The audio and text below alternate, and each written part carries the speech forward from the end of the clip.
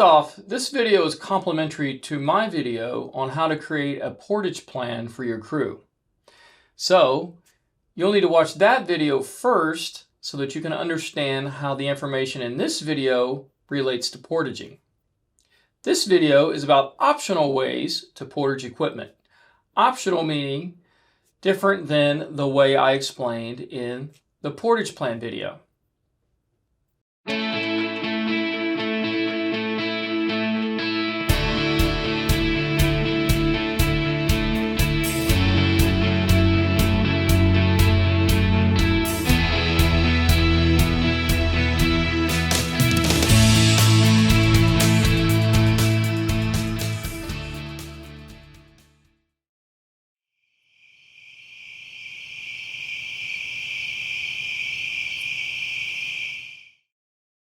Hey, real quick, right before we jump into this video, if you'd do me a huge favor and hit that like button.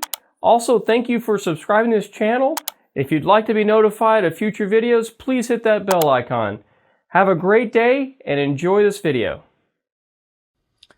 This video was made primarily for crews that have a predominance of crew members that weigh less than 150 pounds. And really, for crews with a lot of crew members that weigh around 125 pounds.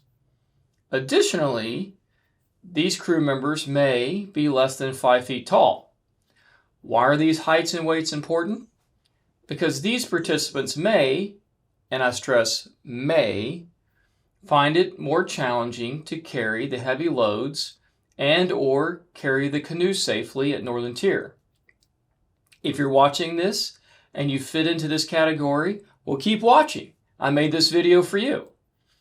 Now, I absolutely believe we're all blessed with different strengths, and sometimes we need to find a different approach to accomplish a task using the strengths we've been given. This video is to encourage you to give you and your crew ideas on how to portage the equipment that you will have. We're about to move into a discussion about how much weight you can carry, and I need you to listen extremely carefully to this.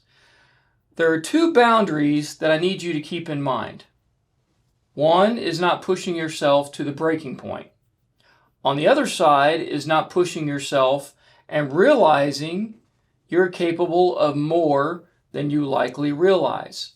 So, keeping those two boundaries in mind, okay, keep those in mind as I discuss how much weight you can carry. So, first, I need to remind everyone that we need to stay within our limits. The backcountry at Northern Tier is not the time to figure out how much weight you can carry, okay? Meaning pushing yourself to the breaking point. There are serious consequences to hurting yourself in the backcountry at Northern Tier. Okay, so this is a highly generalized statement. As a general rule or guideline, it is not advised that you carry more than 50% of your body weight. So if you weigh 125 pounds, that would be about 67 pounds of weight. Okay. The lower the ratio between your body weight and the load you're carrying, the greater the risk of injuring yourself. And so, with the heavy loads at Northern Tier, you may have to get creative to lower weight where you can. And I'm not really talking about lowering the weight of your personal gear. This video is about giving you options and show you how the weights of the food bags and whale bags can be reduced over the duration of your trek, and also show you how the weight of the whale bags may also be reduced throughout the trek. Is my 50% body weight rule a hard and fast rule? No, it's just a guideline. Remember my statement about staying within two boundaries between pushing yourself too hard and not asking enough of yourself. And I can't tell you where both of those boundaries are. That's why it helps to find those boundaries way before you show up at Northern Tier. All right, Let's look at different ways to accomplish a portage. Canoes.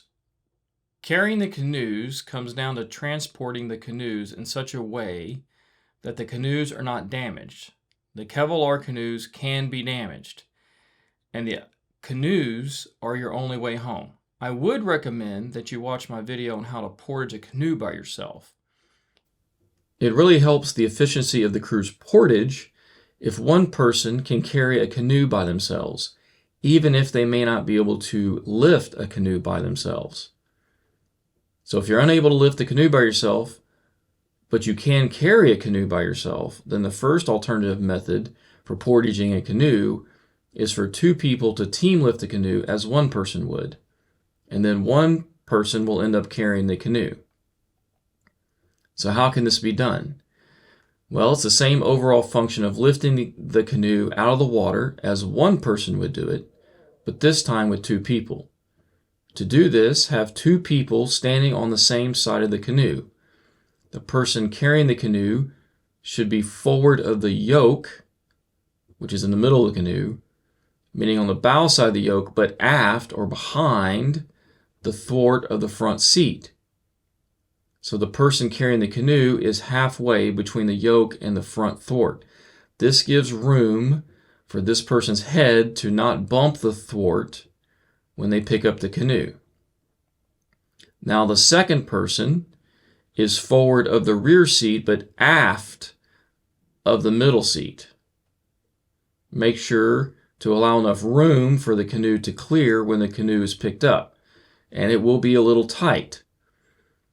Also, I want to mention that it is important to not have any underwater obstacles or other obstacles between the two people picking up the canoe. There will be a shuffling of feet, and you don't want to trip and fall and drop the canoe. Now, when it is time to pick up the canoe, at the same time, so make sure you communicate with each other, you'll lift the canoe and get it upside down and hold it there with your arms. Now the person carrying the canoe, should be the one in front, will either take small steps backwards so they can rest the yoke pads on their shoulders, which is the easiest way to do this, or the person in the rear walks the canoe forward, bringing the yoke to the person in the front who will end up carrying the canoe. Once the person carrying the canoe has the canoe on their shoulders and the canoe is balanced, then that person is free to leave with the canoe. The second alternative method for portaging a canoe would be just like the previous method, but carrying the canoe with those two people, with the canoe upside down. The big problem with this method is the weight of the canoe is being held up by your arms the entire time, as you're not using the yoke pads, which means that for anything but the shortest of portages, your arms will get very tired very fast. Now, technically, you could rest your arms by placing the top of your head on the seat or on the canoe itself. But I'll just tell you that you do not want to carry the canoe with the canoe bouncing on your head. That will get extremely uncomfortable, okay? So this means also that the only thing being carried on this trip on the portage is the canoe. So this will likely result in a repeat trip to the arrival site to portage the remaining gear that was left behind. A third option is to team carry the canoe, but this time one boat crew member in the front, one boat crew member in the back, and then you're just going to carry the canoe by the carrying handles. If you do carry the canoe this way, you can just put the paddles, and if you have it, the fishing gear inside the canoes, or a personal dry bag can also stay in the canoe.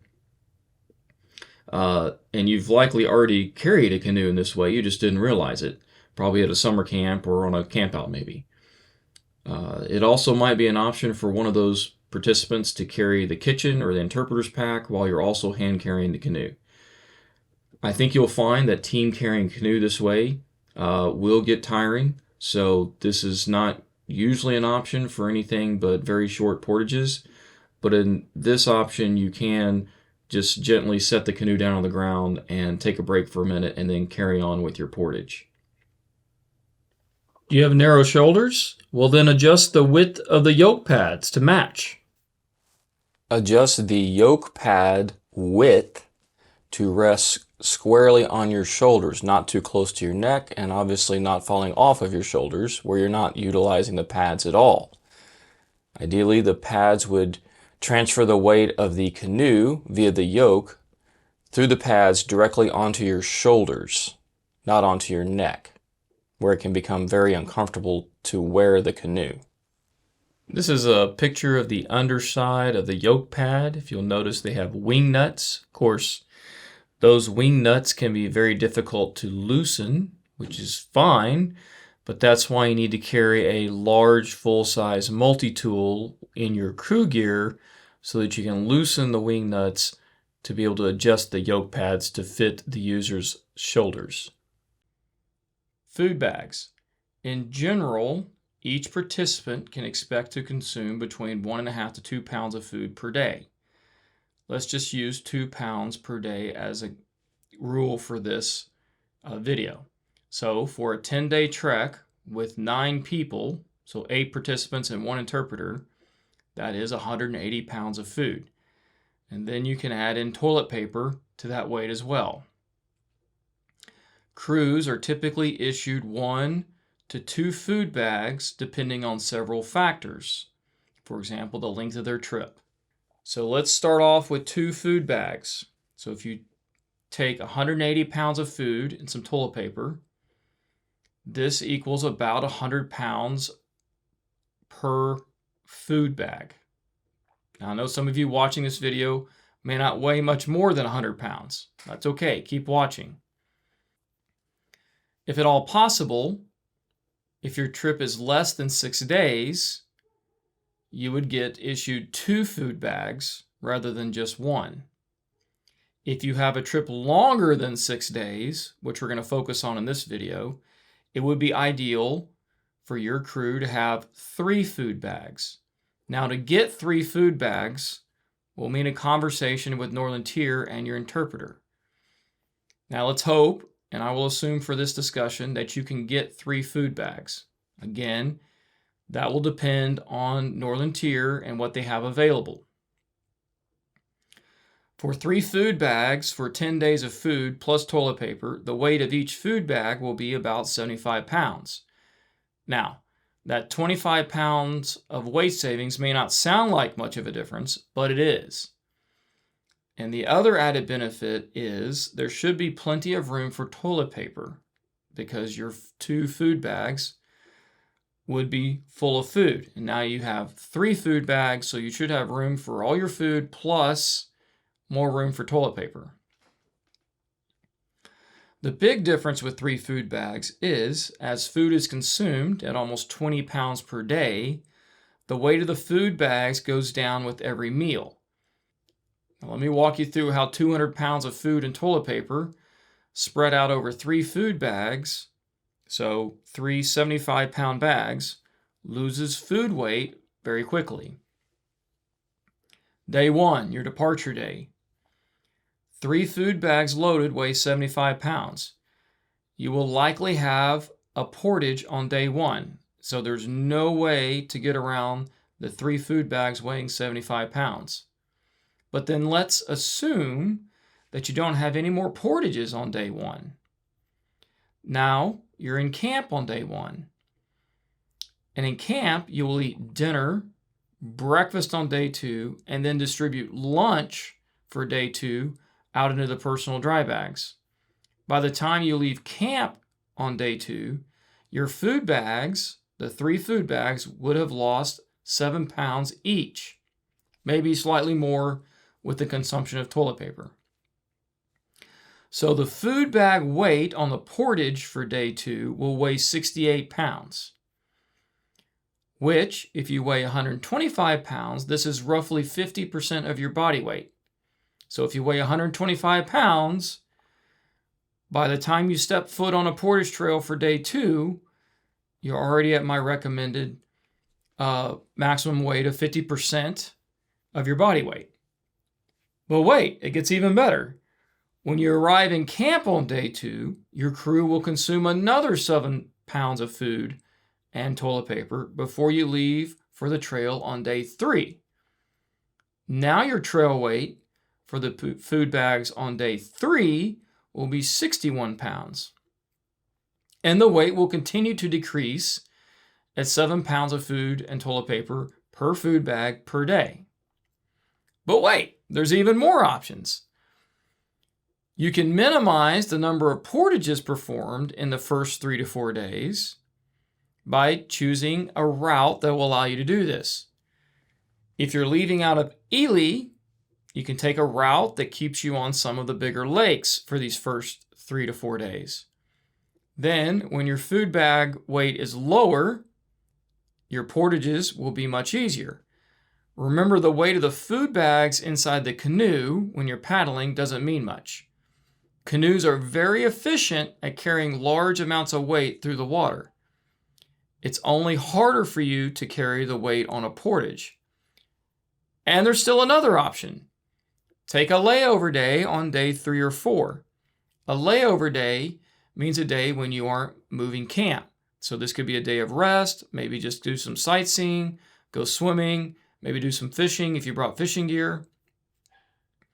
And also remember, at some point, you could decide to redistribute the food into just 2 food bags if that makes more sense to your crew.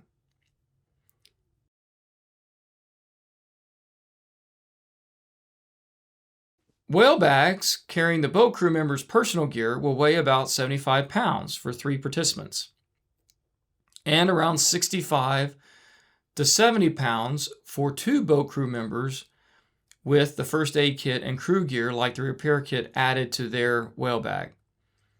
The problem with whale bags is the weight isn't consumed like food. The weight of the whale bag stays constant, or does it? A possible option is in a couple of days, when food is consumed, a participant's 35-liter dry bag could be taken from the whale bag and placed inside the food bag. But be careful, not inside the actual plastic liner holding the food, but outside the liner, but just inside the food bag. Now, this may not be an option depending on any policy on smellables. But this could be an effective way to lower everyone's weight, especially after a few days on the water when food weight has been drastically lowered. As time passes and food is consumed, food weight and eventually personal gear from the whale bags can be redistributed every day to lower everyone's loads. One last option for carrying a whale bag or a food bag is you can team carry either one of these bags by the load handles. I need to remind you that the bags can be easily pulled apart sideways. So if you grab the load handles and you pull sideways, you could zipper or pull apart the sides of the whale bag or the food bag. Okay, so you have to be very careful if you were to team carry a bag this way. Okay, I think that you will find that carrying a food bag or a whale bag this way is very awkward. I think that you will find that it's just easier to just put the bag on your back and walk with it. Okay? To summarize, now we've gone over a lot, so let's recap and put all this together. To close, make sure your food bags and whale bags have a hip belt and a sternum strap. Okay? Some of you may be feeling overwhelmed right now. Okay? Overwhelmed by possibly how heavy everything is. You can do this. Okay? A lot of people, just like you, have felt exactly the same way you do right now. Okay? And they had a great time. They were able to do this. And you can do this too. This is just a challenge that you need to work through. And you're not going to work through it alone. You're going to work through it with your crew. You can do this. Your interpreter may also have ideas that I haven't discussed. Okay? So listen to your interpreter. Be cheerful. A scout is cheerful. Have a great attitude. An attitude of, my team and I will figure this out. And together, we can all achieve more than we could do by ourselves. Your attitude often makes the difference between success and failure. You will either find a reason to move forward and succeed, okay, or you will find a reason to not. Okay, work as a team. Be creative. Assess your options. Okay, work smarter, not harder. Remember, teamwork makes the dream work. Okay, all right, we don't do anything at No Volunteer as an individual. It is all a team effort. And so with that, have a blessed day. Hey, I really hope you enjoyed watching this video. If you'd like to support this channel, remember, please subscribe to this channel. Tell your friends about it. Thanks for hitting that like button. Everything here is free. I want to give back to the community. I want to give to you everything here for free. I've been out in the outdoors for a long, long time, and it's great that I can be able to give all this information to you. That is what's most important to me. If you would like to give back, I do have a GoFundMe page set up, and you can follow the link. And if you'd like to, if you're a youth with your parents' support, I would gladly accept your donations. Thank you and have a blessed day.